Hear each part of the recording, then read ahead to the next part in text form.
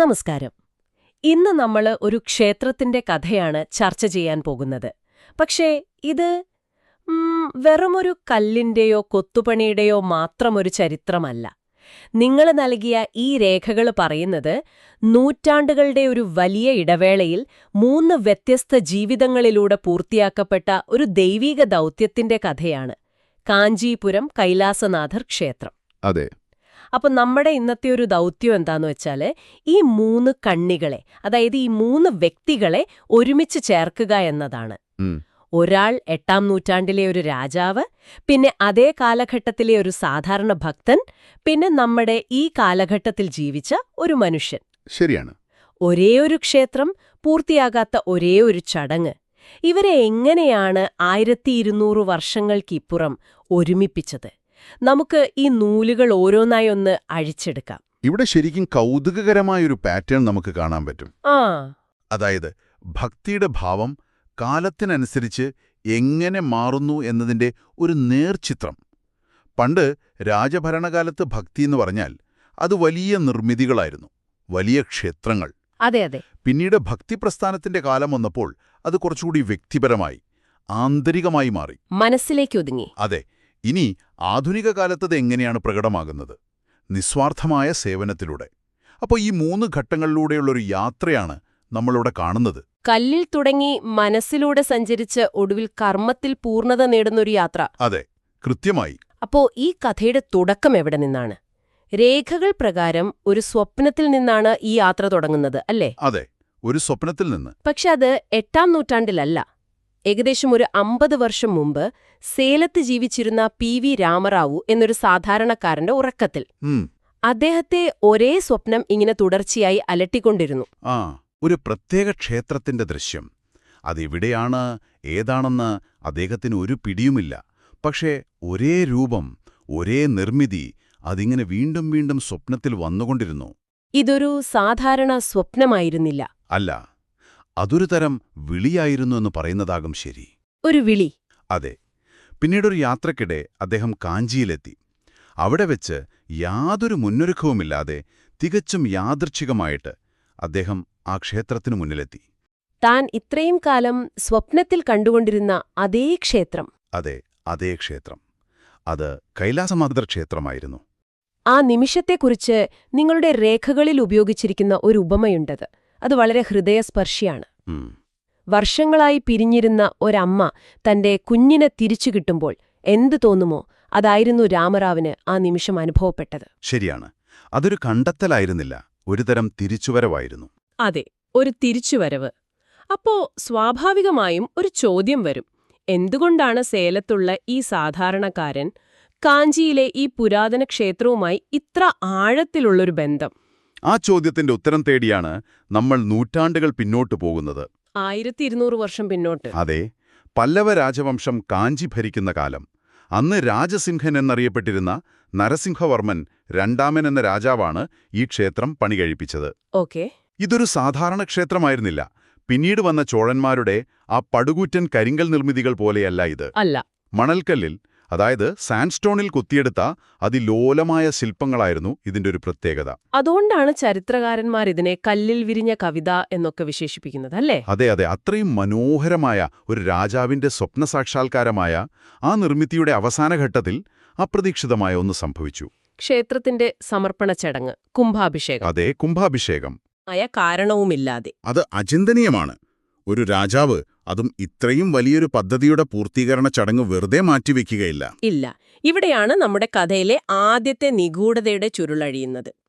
ഒരു രാജാവിന്റെ സ്വപ്നത്തെ മാത്രം അടിസ്ഥാനമാക്കി ചരിത്രം വ്യാഖ്യാനിക്കാൻ പറ്റുമോ എന്നൊരു സംശയം സ്വാഭാവികമായും നിങ്ങൾക്ക് തോന്നാം. തീർച്ചയായും. പക്ഷേ ഈ കഥയുടെ ആണിക്കല്ല് തന്നെ ആ സ്വപ്നമാണ്. രേഖകൾ പറയുന്നതനുസരിച്ച് കുംഭാഭിഷേകത്തിന്റെ തലേ ദിവസം രാത്രി ശിവൻ രാജാവിന്റെ സ്വപ്നത്തിൽ പ്രത്യക്ഷപ്പെട്ടു. ഓക്കെ. എന്നിട്ട് പറഞ്ഞു, എനിക്ക് നാളെ നിങ്ങളുടെ ക്ഷേത്രത്തിലെ ചടങ്ങിൽ പങ്കെടുക്കാൻ കഴിയില്ല. അതെന്താ? കാരണം തിരുനിന്റവൂരിലെ എന്റെ മറ്റൊരു ഭക്തൻ പണിത ക്ഷേത്രത്തിന്റെ കുംഭാഭിഷേകത്തിൽ എനിക്ക് സംബന്ധിക്കേണ്ടതുണ്ട്. ഇത് കേട്ട് രാജാവ് ശരിക്കും ഞെട്ടിയിട്ടുണ്ടാകും. തന്റെ ഇത്രയും വലിയ രാജകീയമായ ക്ഷേത്രത്തേക്കാൾ വലുതായിട്ട് മറ്റൊരു ക്ഷേത്രമോ, അതും താൻ അറിയാതെ? അതെ.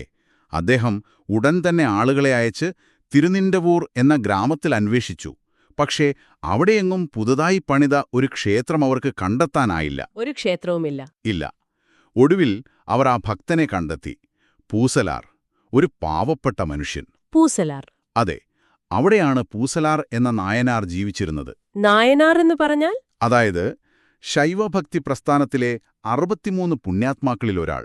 സമ്പത്തുകൊണ്ടല്ല, ഭക്തിയുടെ ആഴം കൊണ്ടാണ് അവർ അറിയപ്പെട്ടിരുന്നത്. ഓ. പൂസലാറിനും ഒരു ശിവക്ഷേത്രം പണിയാൻ അതിയായ ആഗ്രഹമുണ്ടായിരുന്നു. പക്ഷേ കയ്യിൽ പണമോ സഹായിക്കാൻ ആളുകളോ ഒന്നും ഉണ്ടായിരുന്നില്ല. പുറം ലോകത്തല്ല, തന്റെ മനസ്സിൽ. മനസ്സിലൊരു ക്ഷേത്രം പണിയുകയോ? അതായത് ഒരു മാനസക്ഷേത്രം? അതെ, ഒരു മാനസക്ഷേത്രം. ഓരോ കല്ലും, ഓരോ തൂണും, ഓരോ കൊത്തുപണിയും അദ്ദേഹം തന്റെ ഭാവനയിൽ, തന്റെ ഹൃദയത്തിൽ പണിതുയർത്തി. വർഷങ്ങളെടുത്തു കാണുമല്ലേ? അതെ, വർഷങ്ങളെടുത്തു അദ്ദേഹം ആ മാനസികമായ നിർമ്മാണം പൂർത്തിയാക്കാൻ. ഒടുവിൽ അതിന്റെ കുംഭാഭിഷേകത്തിനായി ഒരു തീയതിയും മനസ്സിൽ കുറിച്ചു. അത്ഭുതം എന്ന് പറയട്ടെ, രാജസിംഹൻ തന്റെ കൽക്ഷേത്രത്തിനായി നിശ്ചയിച്ച അതേ ദിവസമായിരുന്നു അതും. അതെ. അപ്പോൾ സംഭവിച്ചതെന്താണെന്ന് വെച്ചാൽ, ദൈവം വില കൽപ്പിച്ചത് ഭൗതികമായ സമ്പത്തിനല്ല, മാനസികമായ സമർപ്പണത്തിനാണ്. ശരിയാണ്. കല്ലിൽ തീർത്ത രാജകീയ ക്ഷേത്രത്തേക്കാൾ വലുതായിരുന്നു മനസ്സിൽ തീർത്ത ആ ഭക്തിനിർഭരമായ ക്ഷേത്രം.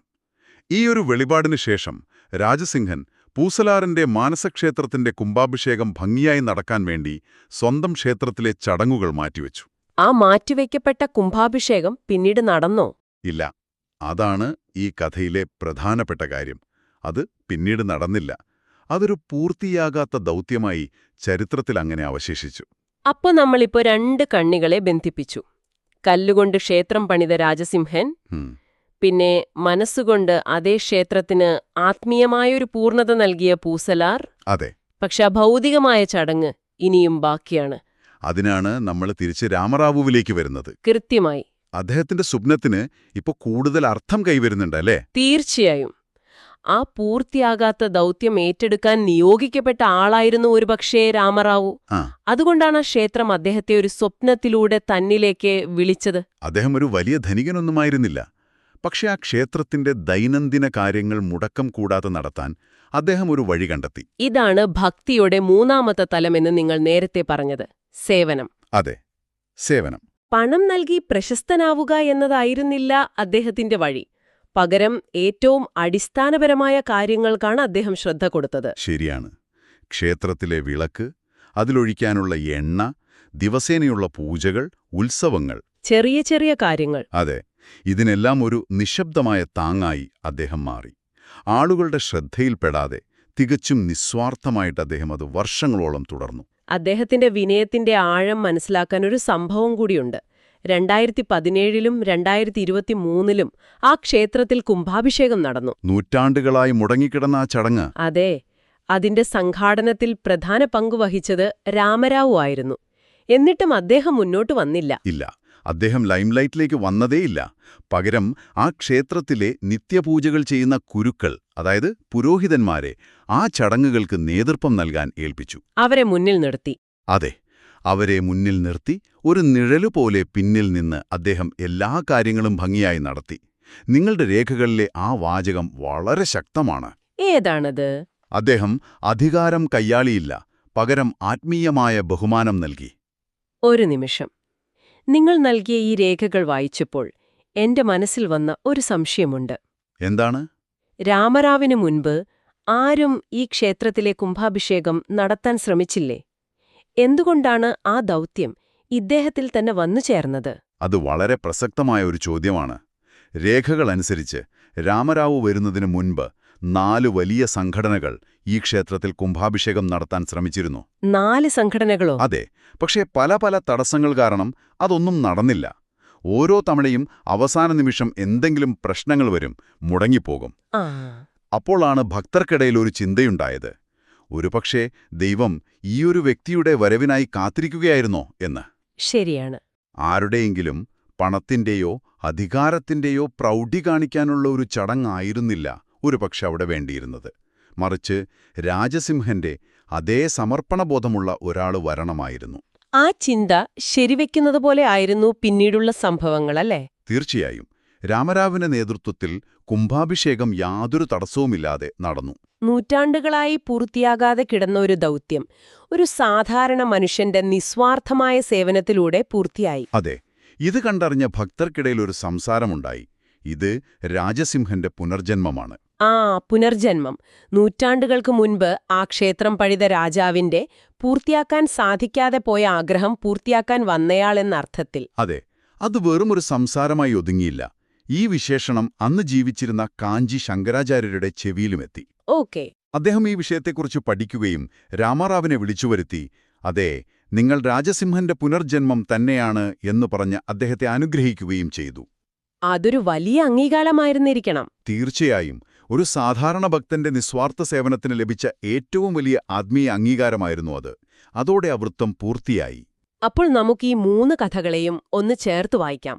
1. രാജസിംഹൻ കല്ലുകൊണ്ട് ക്ഷേത്രം പണിതു. അത് ഭക്തിയുടെ ഭൗതികമായ ദൃശ്യമായ രൂപം. 2.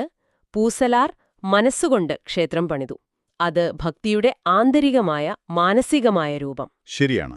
3. രാമറാവു സേവനം കൊണ്ട് ആ പാരമ്പര്യം പൂർത്തിയാക്കി. അത് ഭക്തിയുടെ കർമ്മപരമായ പ്രായോഗികമായ രൂപം. ഇതിനെ ഒരു വലിയ ചിത്രത്തിലേക്ക് മാറ്റിവച്ചാൽ പൂർത്തിയാകാതെ പോയൊരു സങ്കല്പം പല ജന്മങ്ങളിലൂടെ പൂർത്തിയാകുന്നതിന്റെ വ്യക്തമായൊരു ചിത്രമാണ് നമുക്ക് ലഭിക്കുന്നത്.